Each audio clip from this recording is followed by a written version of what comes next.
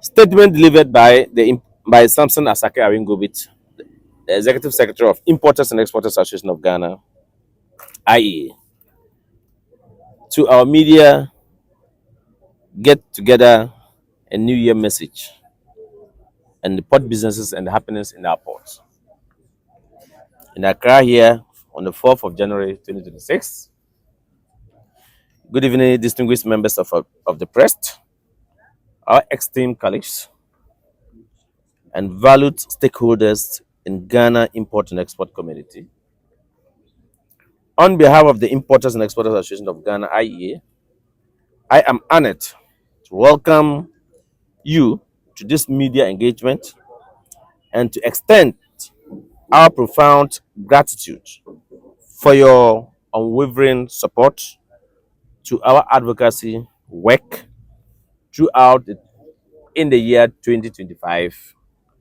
Ladies and gentlemen, your role in shaping understanding of trade, economic policy, and port-related matters has been vital to our collective effort towards more transparent and effective commerce in Ghana. Ladies and gentlemen, as we convene at the start of a new year, it is imperative that we reflect honestly, yet constructively,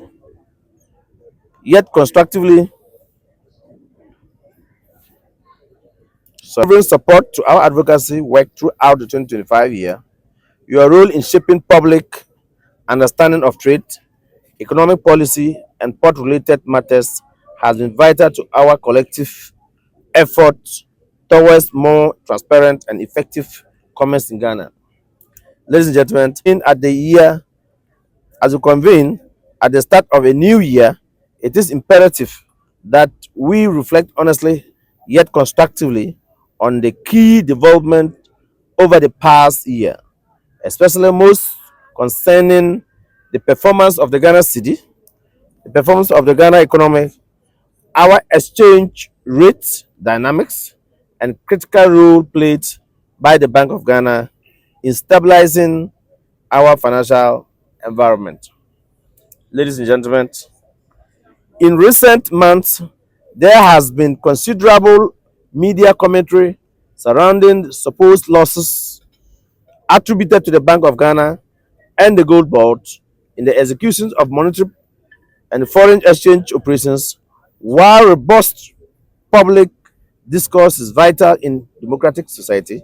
We at IEAG, Importers and Exporters Association of Ghana, believe that some negative reportage has lacked context and technical nuance, ultimately clouding public appreciation of the Bank of Ghana's strategic contribution to economic stability, growth, and the Cedi performances as it relates to port businesses and the cost of trade in the country.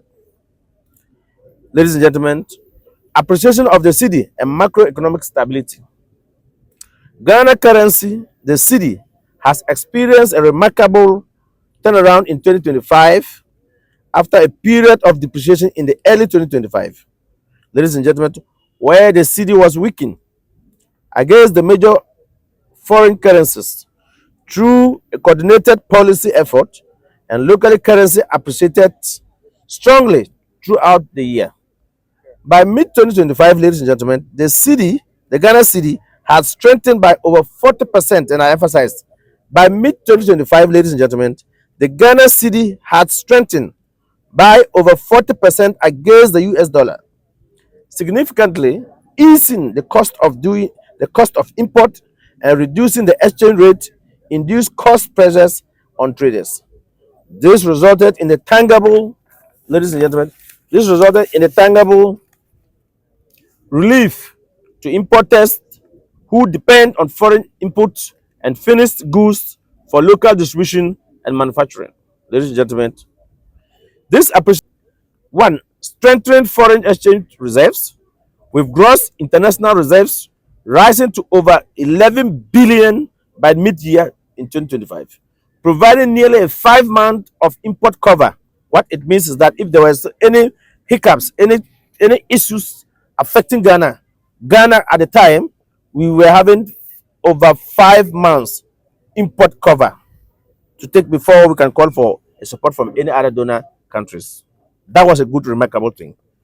Ladies and gentlemen, export growth, resurgence, export earning grew by an estimated 60% in the first part of the 2025.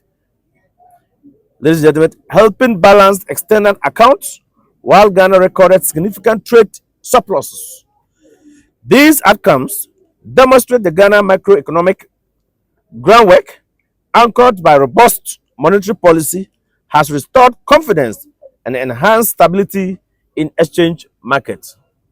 Ladies and gentlemen, stakeholders' perspective on recent monetary development. As a key stakeholders within the Ghana trade and port ecosystem, the Importers and Exporters Association of Ghana consider it important to provide context to recent public discussions surrounding monetary development and reported financial outcomes within the broader economic management framework.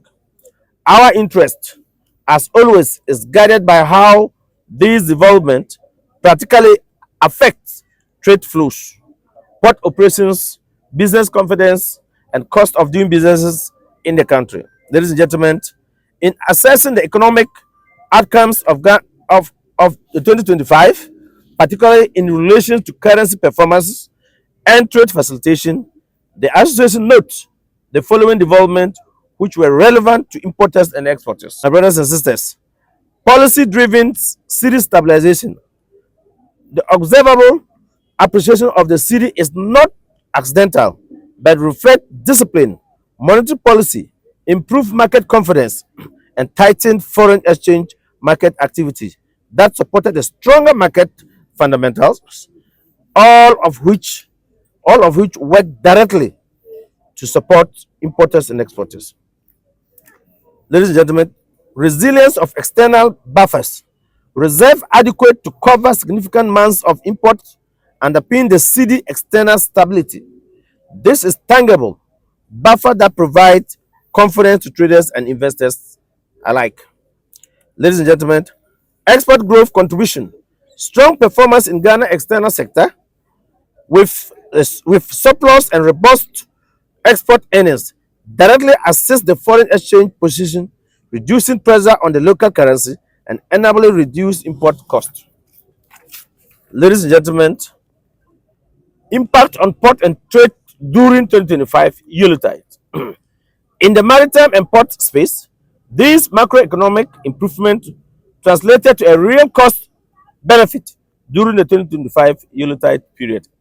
And I know all of you went to the market and you could see the benefit that how Ghanaians really spent the Christmas in 2025. We must applaud the government. We must applaud the government. Ladies and gentlemen, import clearance costs were significantly lower, and I told you during our last press conference, relative to the cost burden of prior years, likely due to the stronger Cedi, which reduced the foreign exchange component of duty payment, foreign bills, and related port charges. Traders' liquidity improved, given the better exchange rate, ladies and gentlemen, lighten the Cedi cost of working capital dominated in dollars, increasing throughput and enhancing port efficiency. These gains have reinforced Ghana's position as a competitive import and export hub in the region. Ladies and gentlemen, recognizing optimism for 2026. The Importers and Exporters Association of Ghana hereby publicly acknowledge the Bank of Ghana for its steady stewardship in the 2025 year that gets ended. While no institution operates without challenges, and we admit that the Bank of Ghana also will have to go through challenges, the technical and statistical observable outcomes speak to a central bank that has been purposeful in supporting macroeconomic resilience, trade continuity, and currency stability. Ladies and gentlemen, looking ahead to the 2026, we express optimism that continued prudent monetary policy and constructive engagement with the private sector will deepen confidence and enhance trade volumes into our country. Strengthening regulatory framework and policy coordination will further support Ghana export competitiveness. Ladies and gentlemen, the Cedi will maintain sustainable levels and reflect underlying economic fundamentals and support both importers and exporters. In closing, we reiterate our call for a balanced and informed reporting that reflects both the challenges and successes of economic management, particularly where the stability of our currency and performance the performance of the external economic institutions directly influence trade trade. We also wish to also acknowledge the commander of Temaport has also issued a directive that there have been complaints in the past year about tagging of containers in our port, and he has directed that any tagging of a container will have to come from the sector commander or the 2IC, that is his next in command. Without any, if there's not any directive from the sector commander or his 2IC, no any group of persons should stop any container anywhere around the port or outside the port within the Tema enclave and say they are tagging. There is no directive. Ladies and gentlemen, we also want to draw government attention about the AI that they want to bring in 2026, this year, 2026, this January. That the company that was established in 28 December 2024 came to Ghana in 30th September 2025, has not met with the key stakeholders like the Importers and Exporters Association to tell them what exactly they want to do. We also wish to comment. The ICOMS and the Ghana Link for also providing a swift system, the IT solution to customs, that customs are using it to assess us and collect duty on behalf of the state. That in 2025, we had a little challenges around the month of August and September, but they were able to put up their axes together and move swiftly. In January 2026, as we hope that in 2026, we will work, the system will be very robust. Asante region is ready to run, and the other center in Accra here is ready to run. So we look forward to see a very robust IT system that customs officers will use to perform their legitimate duty and collect fees and charges for the government. We have also seen, we wish to also recommend that the GRA has also issued a statement to implement the tax reforms, and Importers and Exporters Association, we are very happy that we are prepared to engage with stakeholders, a very major stakeholders like the Ghana Revenue Authority, so they collectively will work. And we are happy about their work so far. Investment outcomes, ladies and gentlemen, your continued support in accurate contextual reporting invaluable to building Ghana economic narrative. We at Importers and Exporters Association will want to use this opportunity to thank you and wish yourself and your families and all your stakeholders a prosperous and impactful New Year 2026. I thank you and welcome you to my humble residence. Thank you. There's glut of food in the country. That's the report we all heard, isn't it? And I'm sure the rice producers are not saying there are no off-takers, or our rice importers are not prepared to buy from them. I'm not quite sure that's it. I think they are talking about cost of doing businesses. I mean, cost of their own production is one of the challenges that they are facing. I can tell you that I'm not going to name some companies, but there are many companies that are really prepared to take off from our rice producers. What is lacking here is that where our rice farms are sitting and where the facilities, the mills are sitting are very far, and that has been a challenge. We are proposing, and we are appealing to government that they should be able to help those who want to set up rice, processing plant, to be set up close to where the farm gates are, so that they harvest and straight away there are dryers, there are mulcher, straight away there are pipe ballers, and they can start processing so that to avoid the breakage of our rice. So you can have a long grain and we have a very good starch of the rice. So I'm not quite sure if people were saying that the import have really come to clear. It is the cost. So if you go and take, it is the cost of doing business. What I think we have to look at it, and we have to appeal to Minister of Agriculture to maybe give them a special input or subsidy that will reduce their cost. Because I don't imagine you. I mean, during Christmas, you go and you're buying 5 kg import rice of, let's say, 60 cities, and then you are buying the local rice of, say, 100 Ghana. Definitely, if you go to the market, you buy the one that you can afford, isn't it? And I think that the local ones rather cost rather be lower, so that it will motivate all of us. So if I go to the market and the import is 100 Ghana, and they look, the locally produces 60 Ghana, I will go to buy the one. One of the things is that buffer stock should be able to give the opportunity to package rice from these rice producers before, even if they're giving a contract to a Ghanaian to supply food, they should tell that our first orders, we are looking to take what is to mop up the system, the local produce first before you can talk of import. If you are not getting to buy from the local produce, then you can now turn to an importer to buy. I think it's commendable. It is. I mean, it's going to build our economy, and the city will stay here. The city will stay here to not to weaken our economy, but to make our economy very, very robust. And so that has been my recommendation. In fact, if you ask me, I'll tell you, even at the presidency, if President Mama is to host his counterpart president who is visiting Ghana, the rice that they will cook there, it should be Ghanaian rice. If he is going to toast, it should be pito. It should be palm wine. Yes, yes, you are laughing. That's the truth of the matter. It should go to Gihok, and take Gihok drink to toast with. That is our product. We should not be doing lip service that you are giving directives, then you go to institutions, government institutions, and they are all packaging import. I'm not saying we cannot say we are stopping import. We cannot stop import.